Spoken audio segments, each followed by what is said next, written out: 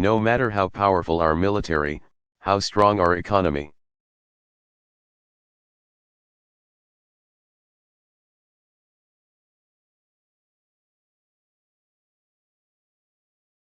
We understand the United States cannot solve the world's problems alone.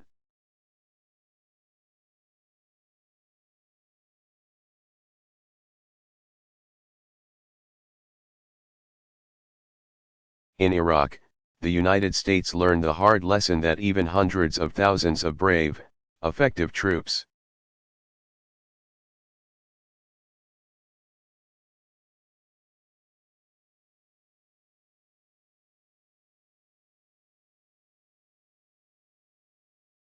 trillions of dollars from our treasury, cannot by itself impose stability on a foreign land.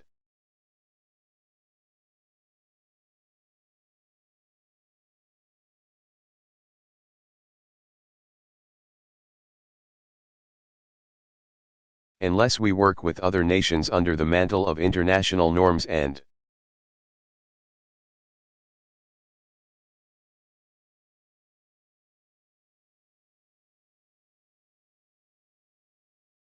principles and law that offer legitimacy to our efforts, we will not succeed.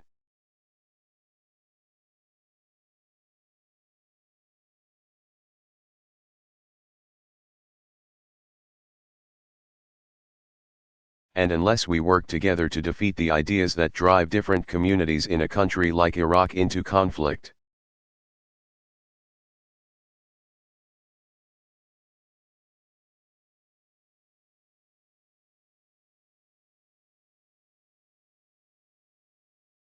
Any order that our militaries can impose will be temporary.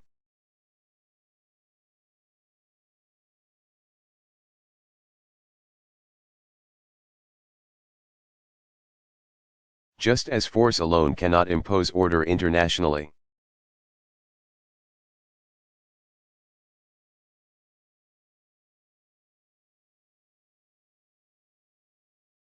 I believe in my core that repression cannot forge the social cohesion for nations to succeed.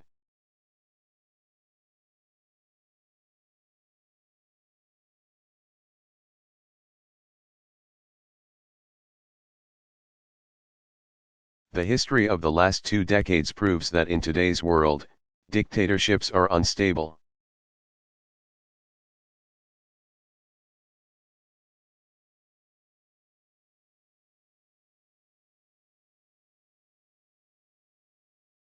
The strong men of today become the spark of revolution tomorrow.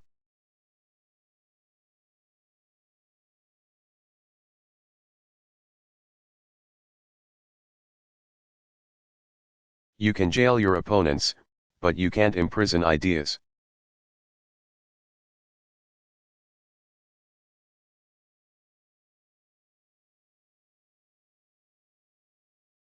You can try to control access to information, but you cannot turn a lie into truth. It is not a conspiracy of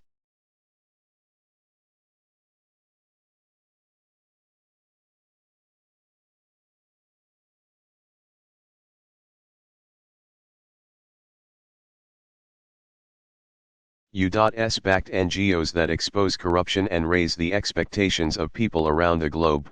It's technology.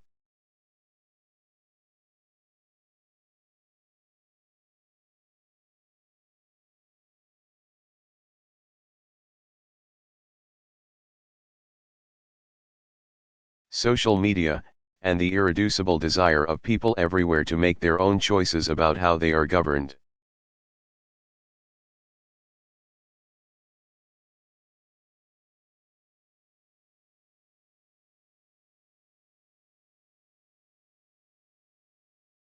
Indeed, I believe that in today's world, the measure of strength is no longer defined by the control of territory.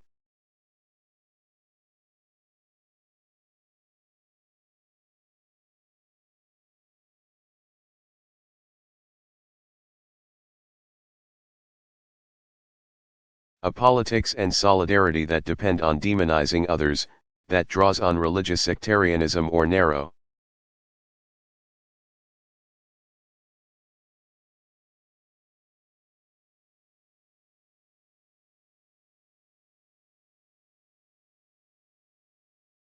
Tribalism or jingoism may at times look like strength in the moment, but over time its weakness will be exposed.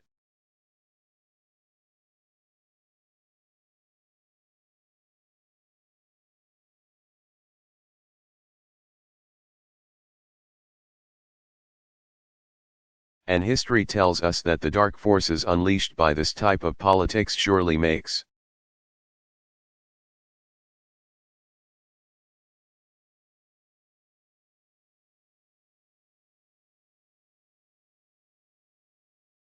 all of us less secure. Our world has been there before. We gain nothing from going back.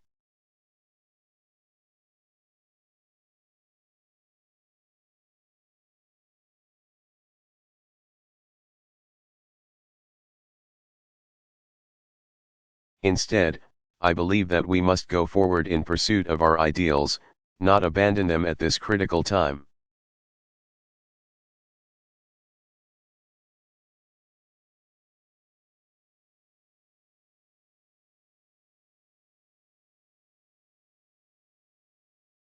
We must give expression to our best hopes, not our deepest fears.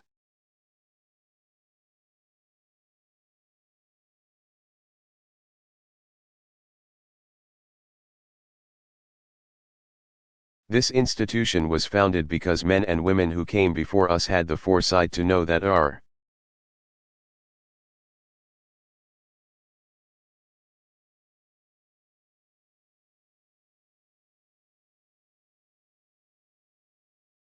nations are more secure when we uphold basic laws and basic norms, and pursue a path of cooperation over conflict.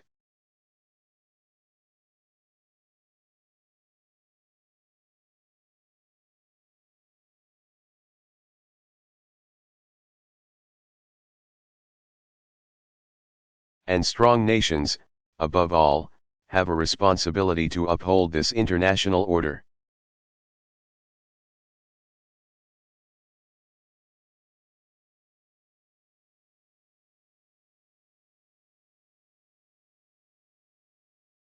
Let me give you a concrete example.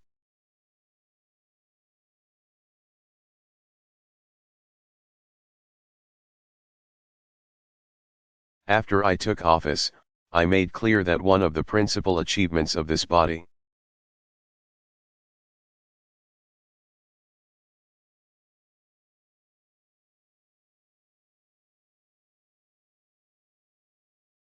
the nuclear non-proliferation regime was endangered by Iran's violation of the NPT.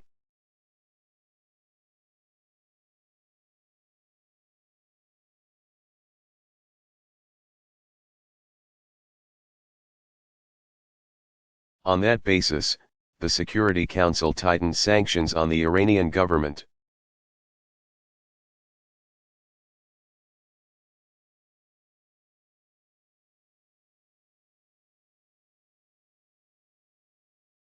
And many nations joined us to enforce them.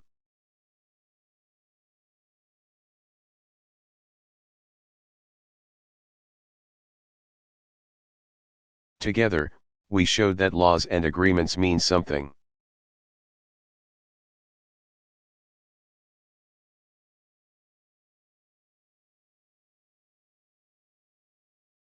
But we also understood that the goal of sanctions was not simply to punish Iran.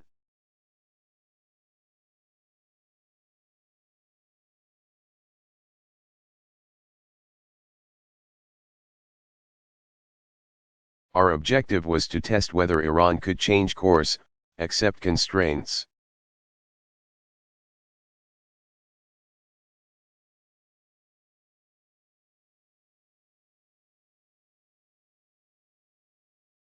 and allow the world to verify that its nuclear program will be peaceful.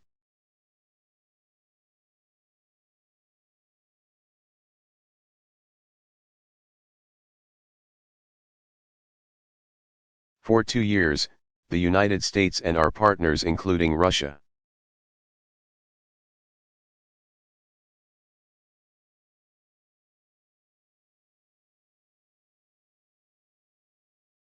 including China stuck together in complex negotiations.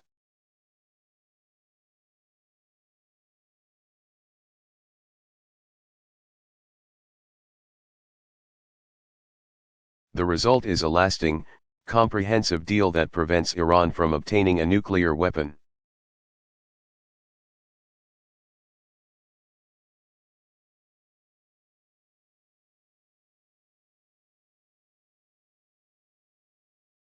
While allowing it to access peaceful energy.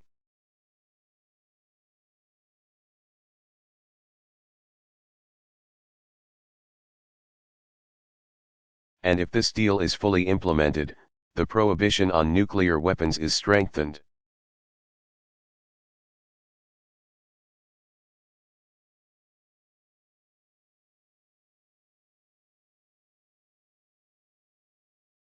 A potential war is averted, our world is safer.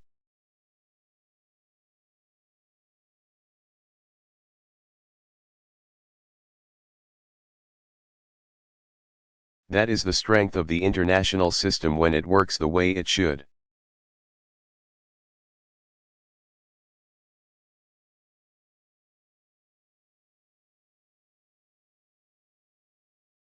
That same fidelity to international order guides our responses to other challenges around the world.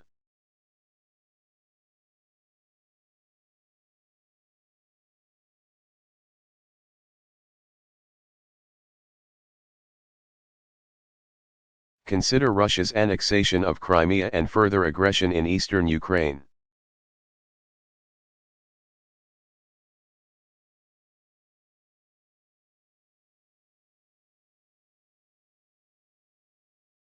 America has few economic interests in Ukraine.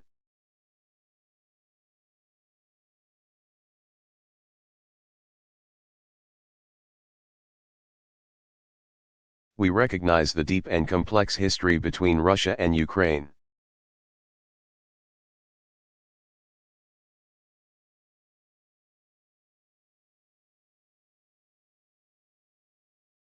But we cannot stand by when the sovereignty and territorial integrity of a nation is flagrantly violated.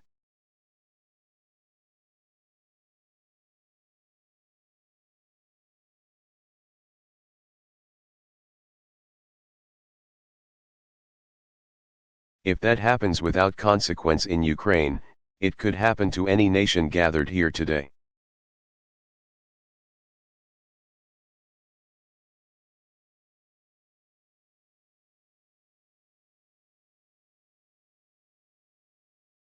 That's the basis of the sanctions that the United States and our partners impose on Russia.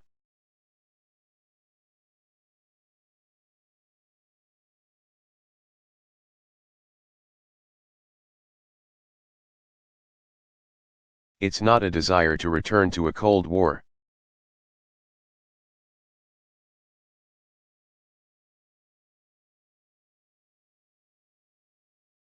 Now, within Russia, state-controlled media may describe these events as an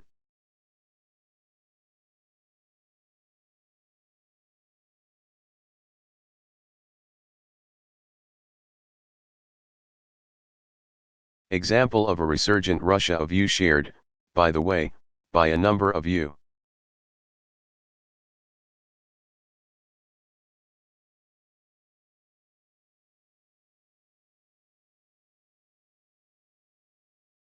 As politicians and commentators who have always been deeply skeptical of Russia.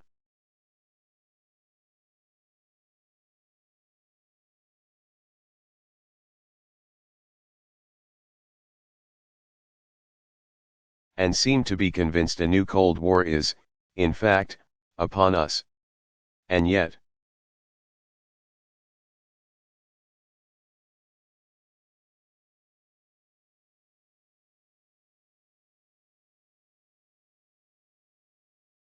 look at the results. The Ukrainian people are more interested than ever in aligning with Europe instead of Russia.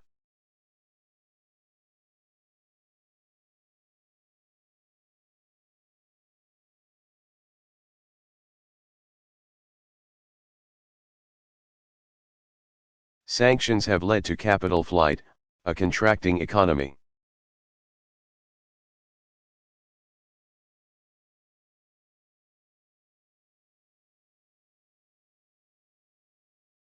A fallen ruble, and the emigration of more educated Russians.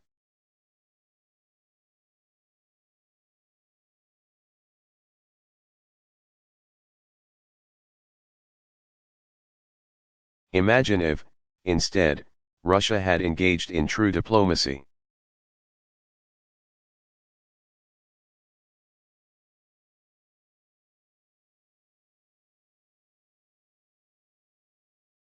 And worked with Ukraine and the international community to ensure its interests were protected.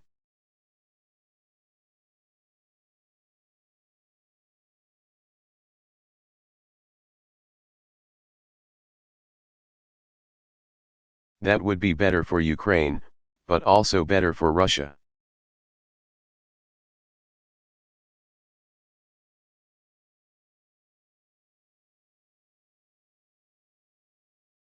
And better for the world, which is why we continue to press for this crisis to be resolved in a way that allows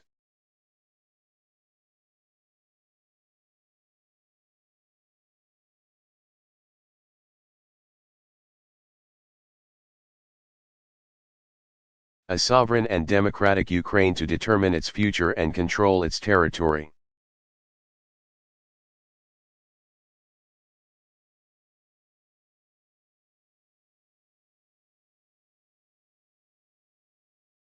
Not because we want to isolate Russia, we don't, but because we want a strong Russia.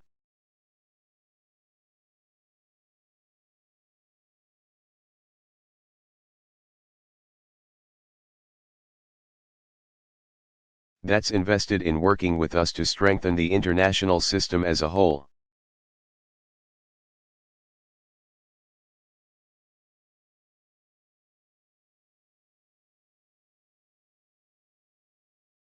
Similarly, in the South China Sea, the United States makes no claim on territory there.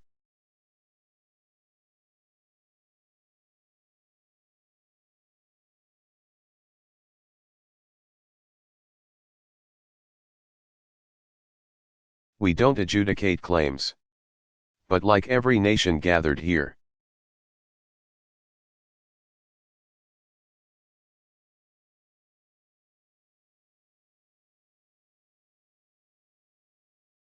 we have an interest in upholding the basic principles of freedom of navigation and the free flow of commerce.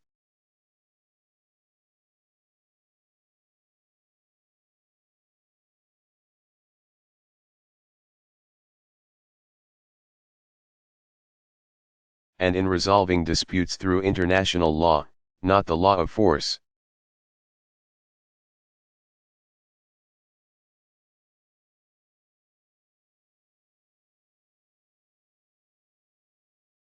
So we will defend these principles.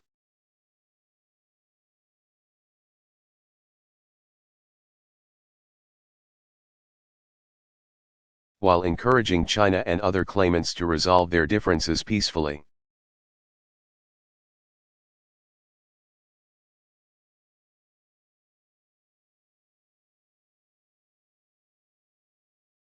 I say this, recognizing that diplomacy is hard.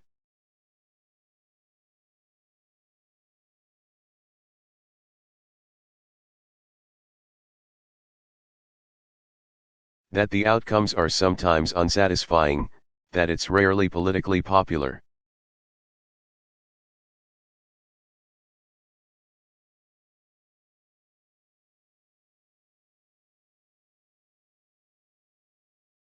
But I believe that leaders of large nations, in particular, have an obligation to take these risks.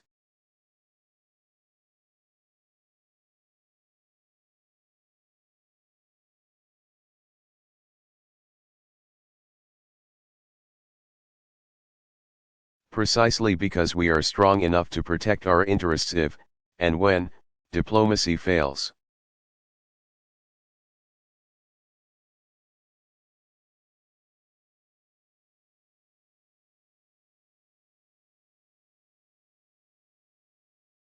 I also believe that to move forward in this new era,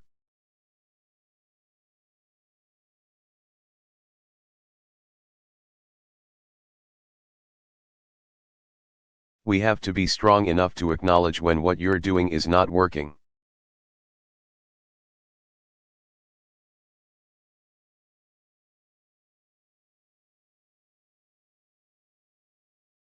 For 50 years, the United States pursued a Cuba policy that failed to improve the lives of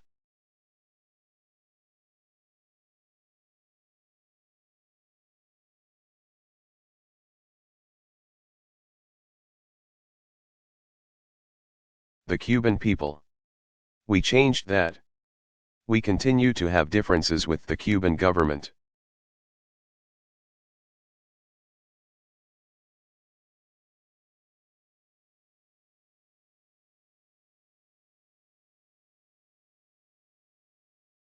We will continue to stand up for human rights.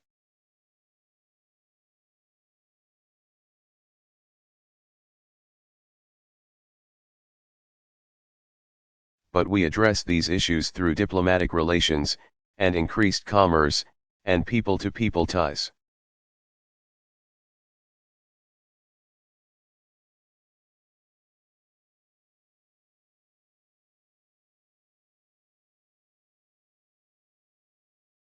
As these contacts yield progress,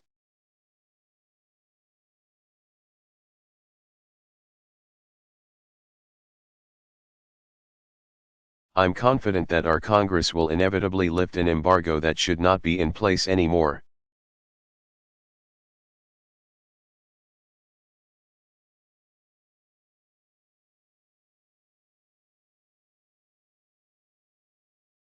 Change won't come overnight to Cuba, but I'm confident that openness, not coercion,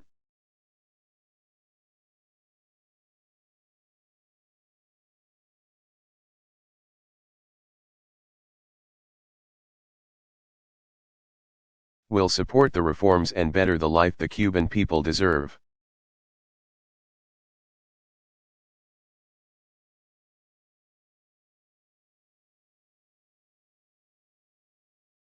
Just as I believe that Cuba will find its success if it pursues cooperation with other nations.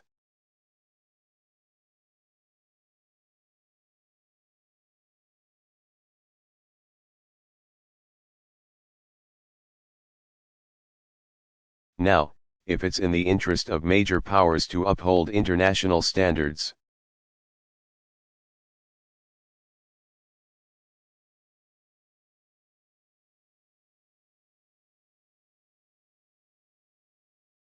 it is even more true for the rest of the community of nations.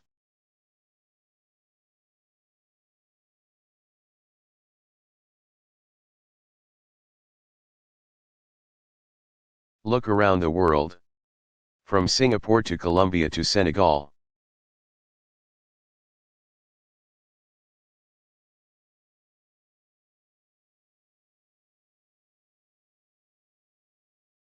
The facts shows that nations succeed when they pursue an inclusive peace and prosperity within their borders.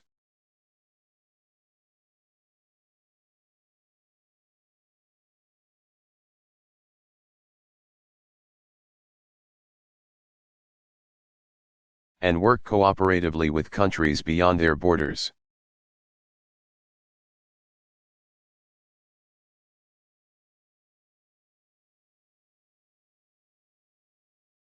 That path is now available to a nation like Iran, which, as of this moment,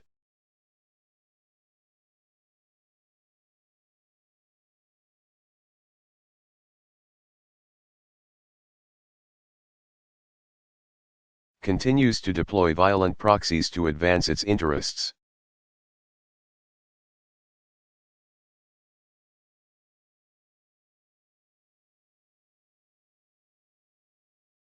These efforts may appear to give Iran leverage in disputes with neighbors.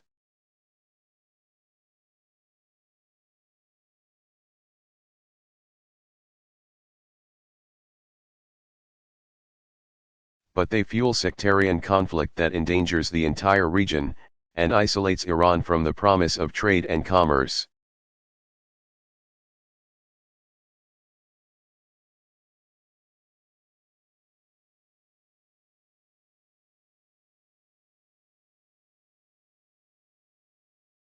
The Iranian people have a proud history, and are filled with extraordinary potential.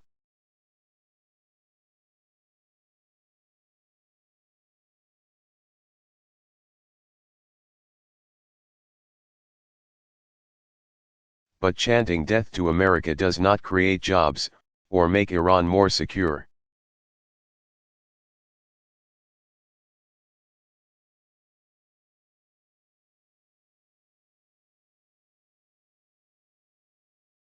If Iran chose a different path, that would be good for the security of the region.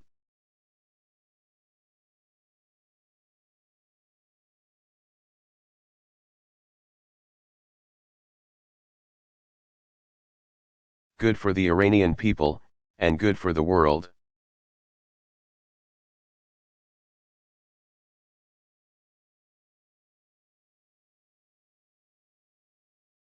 Of course, around the globe, we will continue to be confronted with nations who reject these lessons of history.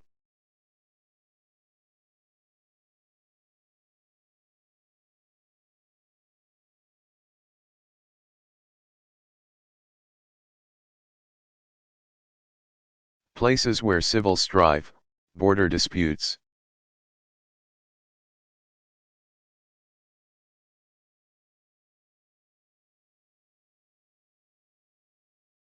and sectarian wars bring about terrorist enclaves and humanitarian disasters.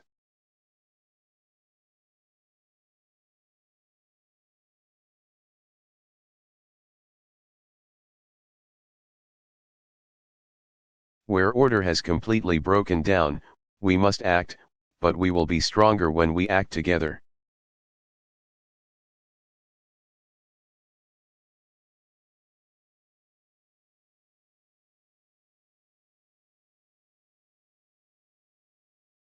In such efforts, the United States will always do our part.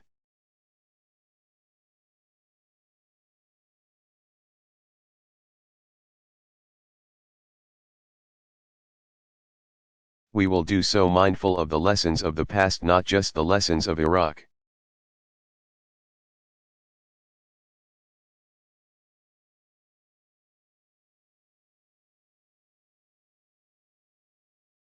But also the example of Libya, where we joined an international coalition under a UN mandate to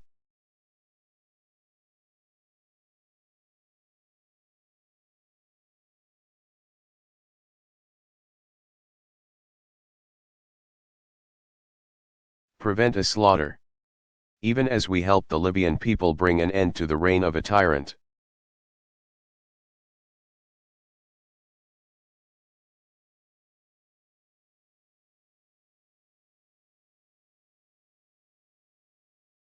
Our coalition could have and should have done more to fill a vacuum left behind.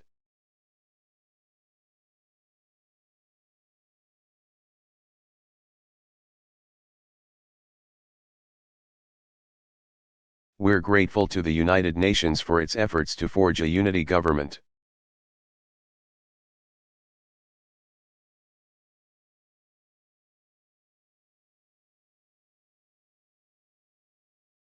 We will help any legitimate Libyan government as it works to bring the country together.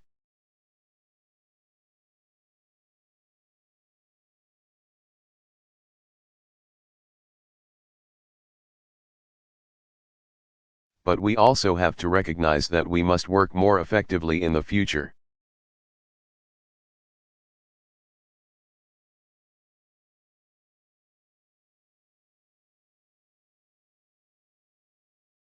As an international community, to build capacity for states that are in distress, before they collapse.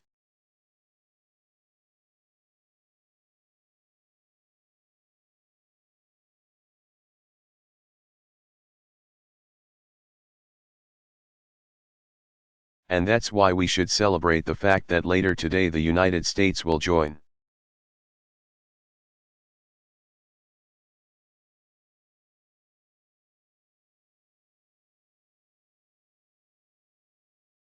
With more than 50 countries to enlist new capabilities: infantry, intelligence, helicopters.